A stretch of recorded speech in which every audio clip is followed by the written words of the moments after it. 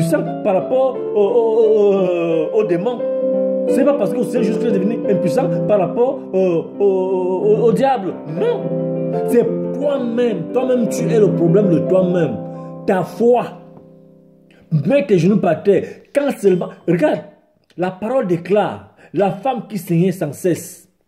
Elle s'est seulement dit, si seulement je touche l'habit, l'étoffe du maigre, je serai guéri. Quand elle a seulement réussi à toucher l'habit de Jésus, qu'est-ce qui s'est passé? Elle était guérie. Parce que déjà, par la foi, elle avait déjà la foi. Si seulement j'ai réussi à toucher cette étoffe, cet habit-là, son habit, je serai guéri. Pareil comme toi, tu es malade, tu as des problèmes, tu as des blocages à gauche, rien ne marche, tu fais ceci, rien ne marche, tu pas faire cela, rien ne marche, toutes les choses sont que négatives. Non, ne te lamente pas. Mets dans ta tête que Dieu existe et que le pasteur qui est telle place, c'est un monde de l'Éternel. Ne cherche pas à connaître. Pas les gens cherchent souvent à dire que, oh non, ce qu'il fait là, il va guérir les gens parce qu'il a crampé les mains. Va aussi cramper les mains. Tu as crampé les mains. Pourquoi tu cherches alors un pasteur? Pourquoi tu cherches un pasteur? Si tu cherches un pasteur, c'est parce que tu connais ce qui est en toi et au-dessus de toi. Et alors maintenant, tu vas vers l'homme de l'Éternel. Vers l'homme de l'Éternel. Dieu fait grâce à qui il veut. Si Dieu lui a fait grâce, mon frère, ne sois pas jaloux. Ne sois pas jaloux. Aligne-toi. Peut-être même passant par lui, cette grâce-là va venir sur toi. Et peut-être même sur toi, ça va même inonder. Mais d'abord, sache que c'est lui qui a eu cette grâce-là. Et toi, tu as besoin de la guérison passant par lui. Alors, en allant vers lui déjà, mets dans ta tête que là où je parle là, j'ai les mots de tête. Je suis sûr, et au nom du Seigneur Jésus-Christ, que quand un serviteur de l'Éternel va me poser la main, quel que soit c'est le pasteur, soit c'est un ancien, soit c'est une ancienne de l'église, il va me poser la main, je vais rentrer chez moi en santé. Au nom du Seigneur Jésus-Christ. Et ta parole que toi tu as déclarée, ça devient manifeste. Ça devient manifeste. Quand tu vas arriver à l'église, le pasteur est occupé, un ancien vient, il te pose la main, il fait sa prière sur toi. Tu rentres chez toi, tu dis que ça devient manifeste. Et tu vois, tu as retrouvé ta santé totale. Et maintenant, toi, tu as retrouvé ta santé totale. Ou bien que tes choses ont commencé à marcher. Et maintenant, tes choses ont commencé à marcher. Cela ne veut pas dire que tu arrêtes de prier. Parce que si tu arrêtes de prier, tu vois encore, quand tu arrêtes de prier, par la prière que tu es en train de faire chaque jour, surtout la prière au lever du matin. Au lever du matin. Parce que quand tu pries le grand matin, à 4-5 heures, voilà l'heure maintenant, alors tu as pris la position de la journée. Et c'est là maintenant, tout ce que tu vas faire au long de la journée, tu vas faire ça au nom du Seigneur Jésus-Christ. Tu prends ton temps, tu fais ta prière, tu déclares, par tout ce qu'on déclare sur la terre, tu déclares aussi au ciel, tu déclares que maintenant que je suis en train de faire cette prière, que tout ce que je veux faire au courant de toute cette journée, que je fasse ça au nom du Seigneur Jésus-Christ. Que tout ce que je veux faire au courant de toute cette semaine, que je fasse ça au nom du Seigneur Jésus-Christ. Que tout ce que je veux faire au courant de tout ce mois, que je fasse au nom du Seigneur Jésus-Christ. Tu peux même aussi prier pour ceux qui te pensent du mal. Quelqu'un qui te pense du mal, toi tu as pu prier pour lui. C'est une bénédiction. C'est une bénédiction. Mais ça ne veut pas dire que tu peux provoquer quelqu'un. Après maintenant, tu viens maintenant dire que tu pries pour lui. Ça c'est autre chose. Ça c'est autre chose. Quand il veut dire que quelqu'un te cherche du mal, il y a les esprits négatifs. Il y a les esprits négatifs.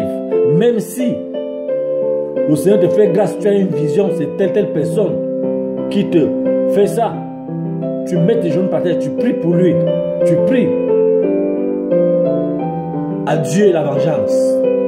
Mon cher frère, ma soeur, je te dis, comme conseil aujourd'hui, quand tu vas à l'église, va vraiment pour prier, pour chercher le Seigneur. Ne pars pas à l'église pour aller faire le mouchanage. Ne pars pas à l'église pour aller voir montrer les tenues des habits que tu as ou les chaussures que tu as ou les habits que tu as. Ça, c'est pas... Parce que ce que tu fais, ce que nous faisons, tu te dis que personne ne connaît ce que tu fais. Mais le Seigneur Jésus-Christ, tout a découvert devant lui. Rien n'est caché. Rien n'est caché. Rien n'est caché. Arrête de juger les gens. Arrête le mouchanage dans l'église. Arrête de dire que les pasteurs, il n'y a rien, tu ne ressens rien, il ne connaît pas prier, il ne connaît pas ceci. C'est un honte de l'Éternel. C'est un ministre de Dieu. Pas le ministre d'un jour. Le ministre d'un jour là, ce qu'il a, l'argent là, c'est passager. Mais la gloire qui passe par l'homme de l'Éternel, qui vient vers toi, c'est une gloire, la gloire de l'Éternel. Éternel. Tu vas avoir la crainte du nom de Dieu. Quand nous partons à l'église, c'est pour aller prier, élever le Seigneur, aller adorer notre Dieu, aller demander le pardon de nos péchés. C'est-à-dire, il y a des gens, tu cours, tu vas à l'église, et maintenant tu rentres rien que pour dire que le pasteur il a fait ceci, et l'ancien là il a fait cela, et il se croit ceci, il se croit... Non, non, arrête ça, arrêtons, arrêtons, arrêtons. Oh, telle église est tout petit, ils sont que 5. Oh, telle église, ils sont que 6. Vraiment, là-bas, là, je ne crois même pas que ça sert à quelque chose de prier. Ne te moque pas d'eux.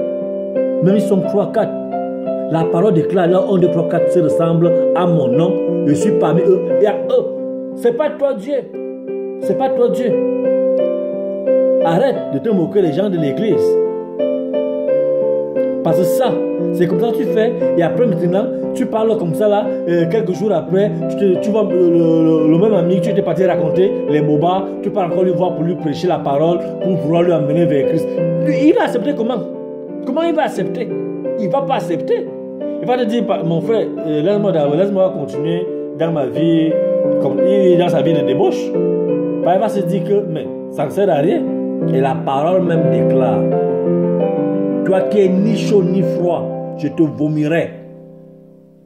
Ni chaud ni froid, je te vomirai. Alors, maintenant, il est temps de prendre un camp. Si vraiment tu as choisi, c'est le camp du Seigneur Jésus-Christ. Si, il dit si parce que le Seigneur nous a laissé devant un choix. Alors ce choix-là est jusqu'à aujourd'hui. Si tu as dit que moi, je cherche l'Éternel. Si tu cherches l'Éternel à toute sincérité, abandonne les voies de pécheresse.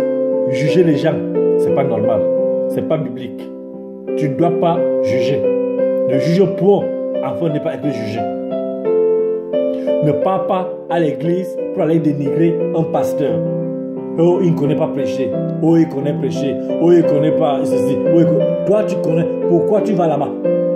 Pourquoi tu vas là-bas? Tu vas chercher quoi? Tu vas chercher quoi? Toi, tu connais beaucoup. Tu vas chercher quoi? Arrête. Si tu es dans là, arrête. Tu pars comme ça à juger un frère en Christ, un ancien. Oh, l'ancien là même, vraiment, lui là, c'est pas la peine. Hein. Il est toujours comme ça depuis que je le connais. Toi, tu es comment? Tu es sur toi, tu changes. Depuis que tu vas d'église à église, église à église. Où est l'onction? Parce que l'onction, je vais te dire ceci. Si vraiment tu veux marcher vers l'Éternel et que tu respectes la parole de Dieu, tu n'as pas 6 mois. Les gens vont dire, celui-ci, il a changé. Les gens vont dire, il a changé. Ta manière de vivre, ta manière d'être, tout va changer. Tout change automatiquement. Parce que le Dieu que nous louons, c'est un Dieu vivant. C'est un Dieu vivant. Tu te mets à prêcher la parole. Quand tu viens prêcher la parole, à la maison, tu bois le bien. Tu ne lis jamais ta Bible. Tu ne respectes même pas la parole, les prescriptions de l'Éternel. Et toi, tu crois que tu vas avoir les changements comment? Mais tu vas continuer à vivre dans ta vie de péché. Parce que toi, tu vis dans la vie de péché. Mais les gens qui ne te connaissent pas disent, oh non, vraiment, ça c'est vraiment un frère, il prie beaucoup. Quand tu arrives à l'église, tu fais comme c'est toi seulement que ta voix doit sortir. Rien que ta voix, on doit écouter. C'est pas ça. Alors, mes chers frères et sœurs, à la vidéo prochaine, nous allons continuer non puissant Seigneur Jésus-Christ. Amen.